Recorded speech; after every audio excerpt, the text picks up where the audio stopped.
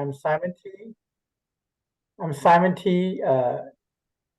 Chair for the commission. I'm Blake Chard, commission member. Julie McGarva, Chief Examiner. John Wicks, Chief of Police. Ryan Hurley, Fire Chief. All right, I think that's all we have here. Do we have any guests? We don't, right, Julian? Sure. I don't see any attendance online right now, so. Okay. So the next is for us to see if there's any proposed changes to the agenda, or are we good with the agenda as presented here? Commissioner Chart, do you have any? No, I don't have any changes. Okay, so then we'll move to approve the August 10, 2020 meeting minutes. I review the minutes just now. Thank you, Julian, for sharing that with us just now. I don't have any questions. Commissioner Chat, you have any questions? I don't. So I would like to move that the meeting minutes be approved. August 10 meeting minutes. I'm sorry. I have a second. I'll second it. All right, all those who say will approve the meeting minutes of August the 10th, 2023, say aye. Aye. Aye. So meeting minutes approved for the August 10 minutes. Next item is the status of eligibility list. Julian, would you want to take that away? Yes, the list really hasn't changed from last month. We did some recruitments this month, so next in your October meeting, you'll see some slight changes on this list, but it's basically the same. Nothing new, nothing changed. Okay.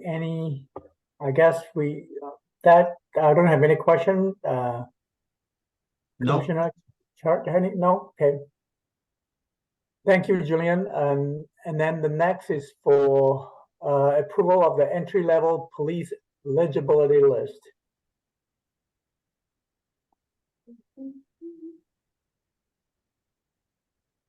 There you go. So we basically added 4 to the list. 2, one did not pass background and one did not pass the fire chief interview. So 2 came off and 4 went on. So we've got a total of 11 on the list at this time. All right. Thank you, Julian. Any question, Commissioner Chart? I don't have any questions. Do we have any female or diverse candidates on the list as of? There are no female, or well, this Maya who came on last February. Yeah, I don't have information. It's hard with the continuous list to keep track of that because it's constantly changing and it's for a year long. So other than just by looking at the names, there's really no way I'd have to go back and research every single application each time to find out. We tend to do more of that when it's like an entry-level fire, where it's not a continuous exam plan. It's a it's like entry-level fire, and we'll tell you how many candidates, how many were males, how many were females, how many passed the first phase, how many passed the second phase for the total overall. It's for but that one's not continuous. It's a one-time go out, bring in applicants, do oral boards, and process. All right. Hopefully we'll have more information in the future. Thank you, Julian. If there are no other questions or comments, I'd like to move to the next item on the agenda, which is the, so does this list doesn't require us, does it require us to approve? We need to I'm sorry? approve this, right, the new list? So the next, are you talking about the entry-level firefighter exam plan? The one you just showed us that entry-level police. Right. So Let me we get do have there. to approve that. So, Yes, so this is the proposed exam plan. We are following the same process we've done since 2019, where the IDEA team came up. wait, So, Julian, I'm sorry, I think we need to approve that list before you move to the exam plan. oh, I see what you're saying. I'm Yeah, sorry. I'm sorry, that let's, Commissioner Chop, would you make a motion? Do you want to make a motion for approval of the entry-level police officers eligibility list? Well, I will make a motion to approve the entry-level police officer eligibility list. I'll make a second. I need clarification. I thought we were doing the fireman. I messed up, Blake. I got us too far ahead. We needed to finish approving this list before we moved on to the fire exam plan. All right, Okay. Thank you for making the second my motion, Commissioner, and those of us who say, who approve the list, say aye. aye. Aye, so the entry-level police eligible list is approved. Now we can move to the next item. Thank you, Julian. So do you want to look at the agenda again? I didn't Yeah, know the if you next had- item is for the approval of entry-level firefighter exam plan.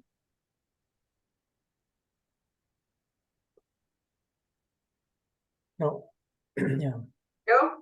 there you go. So yeah, so this is the same process that we followed since 2019, where the IDEA team came together with this process. So we're proposing to start it in November. It will be open for approximately 3 months. The first phase, anyone who scores 80% or higher on the public safety testing written test, they will be invited to come in for a speed interview. Speed interviews will be held in mid-February. They have to pass that interview process with a 70%. If they pass with 70%, they go to the oral boards, which will be in March. And that process is also 70%. The speed interviews have a weight of, I was trying to see if they actually have a weight. The oral board is 60%. The written exam is 40%. So the written exam is the public safety testing. And then we would bring back to you in April at the commission meeting a list of that would be good for a year, and the chief can hire from the top 7. And that hopefully will happen late April, with conditional offers possibly in May of 2024. I know, Simon, you probably were involved with this last year. Blake, do you have any questions? It's a pretty, what happened was back in 2019, they met for a year. It was firefighters, management team, the whole, and they put together a group called the IDEA team. And they basically were looking for ways to break down the barriers and be more inclusive, and open up the entry-level process to more people, and for diversity and inclusion and equity. And so they came up with this process where basically we're going back for anybody who scores 80% or above on the public safety written test. We're going back 12 months and inviting all of those to come in for the speed interview process. We do it over at the church next door to the Tumwater High School. And we have panels, and the panels are looking at, these are the dimensions that they're rating them. There's the panel of 3, They include a firefighter and a community member. There's 3 panels normally what we do. So we're doing this concurrently because we're going through a lot of people. They're rating them, and if they pass with a minimum passing score, then they can move on to the oral boards. So to give you an idea, Blake, the first year we did it in 2019, gosh, I think we invited around 500 applicants. We ended up doing, I think probably around 200 speed interviews, and we did oral boards. We ended up with a total of 60 candidates on the list that passed through all 3 processes. We did see an increase in the number of women in the process, and also the number of diverse applicants. It really made a difference. So we have been doing this process once a year. The only year we didn't do it was during the pandemic when everything was shut down. But we've done this expanded process every year so that the fire department has a good list. And it's also the fire department, Brian can probably speak to it, but they even during this time try to do some open houses at the fire department and market it and get it out there. Brian, do you want to talk about that a little bit? Sure. Yeah, we'll be working to schedule at least 2 recruiting events, and we work with city communications to target those and really get it out to a broad, diverse audience. Bring candidates to the fire, or bring prospective applicants to the station. Really give them a presentation about testing, about what it's like to be a firefighter, and really try to demonstrate to people that you can be a firefighter. We've worked to remove barriers in the hiring process, and really just encourage more people to apply. And I'll just add that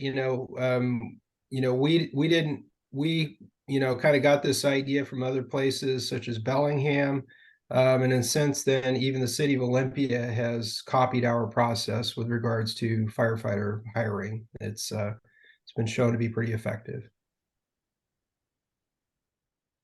So will there be a new plan each year, or? So our list from 2022 will expire November of 2023. So that's why we're starting this process in November of 2023 to get a new list for the next year. So Julian, correct me if I'm wrong, this process actually started about a few years back, and am I correct? Yeah, it started, the first time we did it was in 2019. Correct. And then since then, can you tell us if any of the components of the exam has changed? Process? No components have changed. We're following the exact same process. Okay. It's good to know. So this plan is only good for the year that it's listed because of the dates in the plan, and that's mainly the difference between the last time you did this. Yeah, we're just before it ended in November of 2023. We started the process a few months earlier in 2022. So yeah, it's the eligibility list that we got from the 2022 process will expire November of 2023. So we're starting. I know the list expires, but the plan doesn't automatically expire, does it? It's just invalid because of the dates. Yeah, so well, it's not a continuous. It's I'm not just trying to understand why we, if it's a plan, why we have to approve it yearly unless there's changes other than the dates. Because it wasn't, correct me if I'm wrong, Brian, but it's not considered a continuous list. No, but I'm not talking about the list. I'm talking about this plan. Isn't that separate from the list? Yeah, I just think for each, since it's not a continuous process, the process needs to be reaffirmed and reauthorized, to post and recruit and conduct the test. I think it's just, needs to be authorized. The process needs to be authorized by the commission, is my understanding. Okay. Good question, Commissioner. So this exam plan, once you implement it, come up with a list, and then it will be done. And then next time, if you need to have a new list or revised list, you need to have the exam plan be reviewed and approved again by commissioners, right? Yeah, so once this whole process, and I'm sorry, the audio's a little bit fuzzy for me, but once we finish this process, so hopefully we'll have a new list that will last for a year from April of 2024. So it will be good until April of 2025. So at some point in the late, or early 2025, they'll probably start the process again because the list will be expiring. And so would be the exam plan. Yes, Right. because it's not considered a continuous process. Okay. I mean, they very well could decide if they don't have any openings, they very well could decide to either change it or not do a list. It's just, it would be up to what the fire department wants to do, basically. Any I other think questions? how many openings are you thinking you'll have in 2024? It's hard to say. Our retirements are primarily in the paramedic ranks, but we do need to have a firefighter list in place, because unexpected things certainly do happen.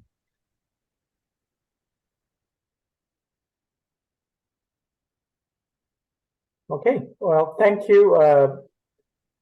I guess we need to go through a process of approving this list, and I will make the motion of approval of this entry-level firefighter exam plan. I'll second it with the change. Looks like a typo in the chief's interview date. Late 8. Okay. April, okay. All right, those of us who approve of this motion with the condition that typo be corrected on chief interview date, say aye. Aye.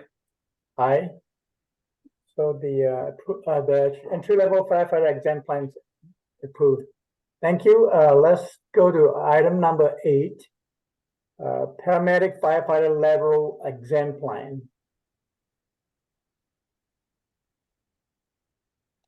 So this is a lateral paramedic firefighter exam plan. We do this, we haven't altered it from the last time that we did it. I think the last time we did it was in January or February of this year.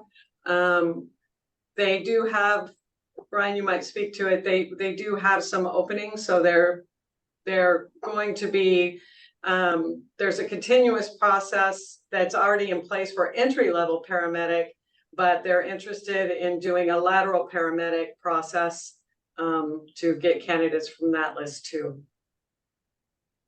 Sure, I'll just add a couple things there. Yeah, it helps us to have a parallel process, because it's been generally very low numbers of entry-level paramedic applicants, and we've had a great deal of success with our lateral recruitments. And generally with our lateral recruitments, we're recruiting candidates who have considerable experience, and we end up not having to send them to a fire academy. We can do some in-house training and get them up to speed, and that helps us considerably, getting them on board and getting them to be part of our minimum staffing. So it's very helpful for us to have both the entry level list, and also if we can recruit some lateral candidates, to have that list available as well.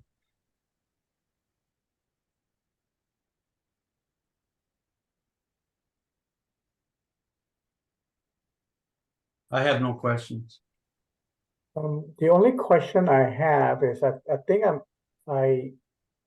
did we define the term subject matter expert? The This subject matter, yeah, the subject matter experts are actually the chief and the assistant chief. So they're looking at a lateral paramedic has to have certain qualifications to be considered to be lateral. So they're going to be reviewing those applications to ensure those applications meet those requirements. Okay. Well, thank you. I have no further question or comments. Commissioner Chart, if you are ready, I can make a motion to approve this paramedic firefighter lateral exam plan. Did you want me to, I'll move that. I just make the motion and I'll second it. and those of us who approve of the motion say aye. Aye. Aye. So the paramedic firefighter lateral exam plan is approved. We'll now move on to item number 9, which essentially is an update. So we want to start with Julian. You have anything else you want to share? No, nothing at this time. All right. How about you, John? Chief Wicks, you have anything you'd like to share? Yeah, I'll update you where we're at right now. This is a long list this time. Right now, we have 2 officers in the Basic Law Enforcement Academy. They're just a little over halfway through. We have another officer that's still waiting for an academy slot. We hope to have him in the academy sometime in late November, early December. And then right now we have 3 openings, well, actually 2 openings, and a third one will open here in a couple of weeks for police officers. So we're continuing to go through the monthly oral boards and with a continuous list, and just keep churning through people trying to find quality candidates. So and then they recently, I think last week, finished the front office interviews, the oral board. So that will be coming back to you next month. We just missed the window for bringing it to you tonight. But we'll start the chief's interviews and then bring that list back to you before we ever make any decisions on hiring. And then last, we were notified about 2 hours ago that we're going to have to start another code enforcement services transport officer testing process.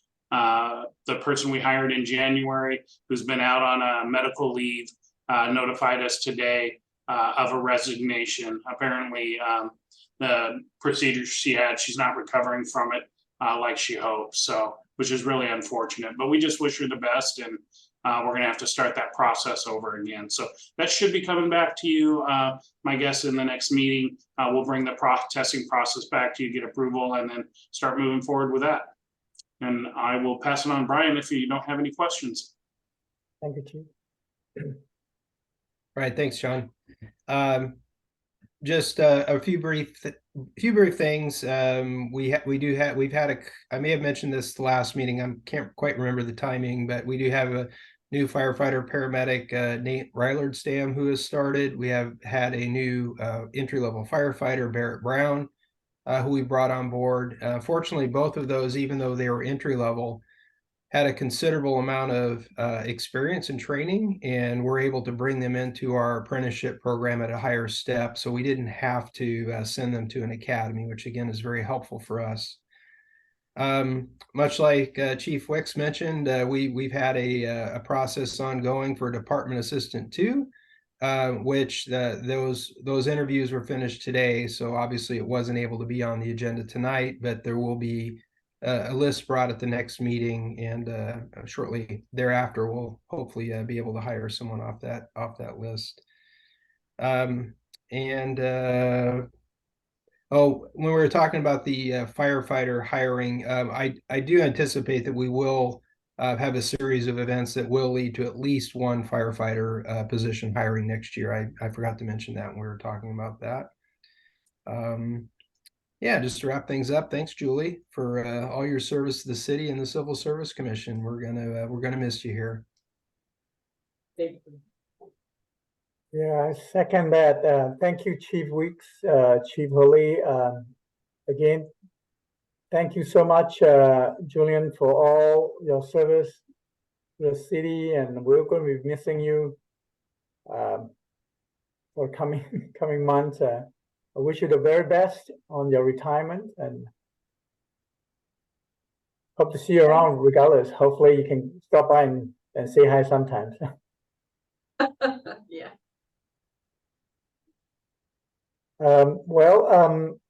I think that will conclude our business for tonight, and unless there's anything else you all want to discuss for the last of the order, I would like to call this meeting to conclusion and maybe have motion to adjourn the meeting.